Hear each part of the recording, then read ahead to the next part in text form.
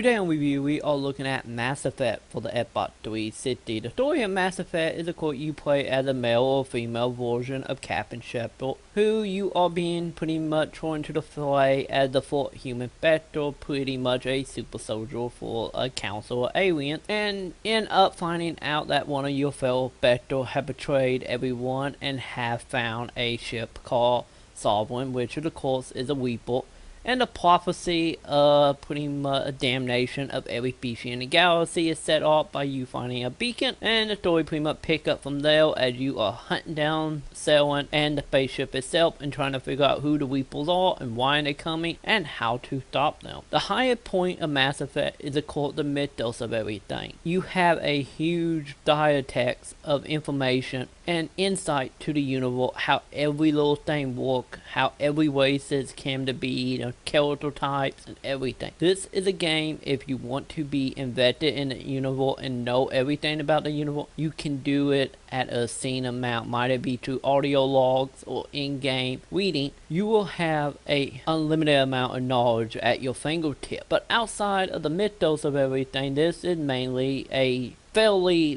hardcore RPG. It has third-person shooting in it, which is not its strong suit. The strong suit is, of course, the story, the mythos, and the way the dialogue works, which is, of course, when you talk to somebody, you will get a dialogue wheel, which you can pick distant replies that could either be torn good, evil, or somewhere in between, while along to just getting information about what is happening with the situation or the person at hand. And then all your choices also play into the effect hills, and everything carry weight, which carry over into Mass Effect 2 and soon to be Mass Effect 3. It had the most in-depth version of stress upon you knowing your decision actually matter, and at the end of the day actually bend the story to your will, and in return give a game that such great replayability right along with it choose your own adventure story type. But outside of the story is, of course, the combat. Like I said, this is a third person shooter, but not the best in the series. The combat is, of course, cover bait, which brings us to one of the fourth problem we have here. This is a cover bait system where you just want into cover and automatically stick to it, which in many cases do not work out as plan. You will be in a scenario where you won't even be able to get into cover, you don't know what is cover, and overall just make the combat a very clunky experience. But on the upside of the combat, it, of course,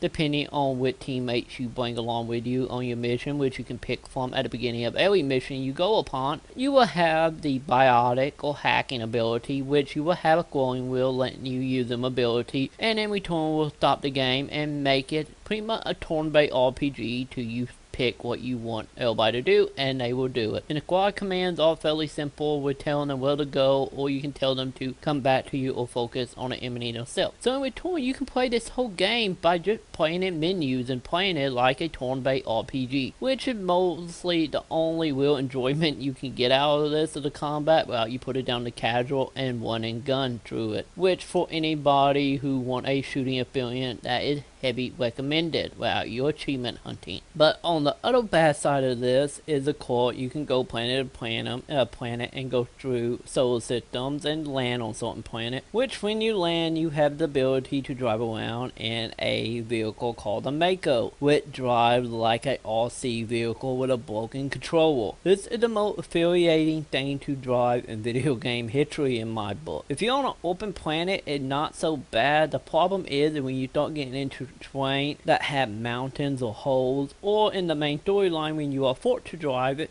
when you in very close corridors and having to drive through them and make turns. And the combat in the Mako is extremely uncomfortable at best, with the gun reticle only being going left or right and up. You have no ability to go down, so in many cases you will be too close to things to actually hit them with your gun, and add that frustration to it, so you have to stay at long range. But most of the time the people that sneak up upon you, you can't really see they there till you're on top of them because they are so small, which this is overall the most inferior part of Mass Effect. But on the lesser downside of Mass Effect, it of course would be the load time. By having an elevator that you go through mainly on the Citadel, which you will spend a lot of time upon very early in the game and a little bit near the end, you are waiting 20 to 30 seconds for the elevator to actually get anywhere, and also in many cases many of the texture will not load properly and you waiting a few seconds for them to pop in, which get the game that very ugly look. But when the game is is running stable, it is a fairly beautiful game and still holds up to this day.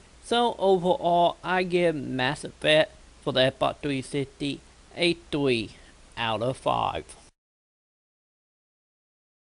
You have the right to remain silent. I wish to God you'd exercise it.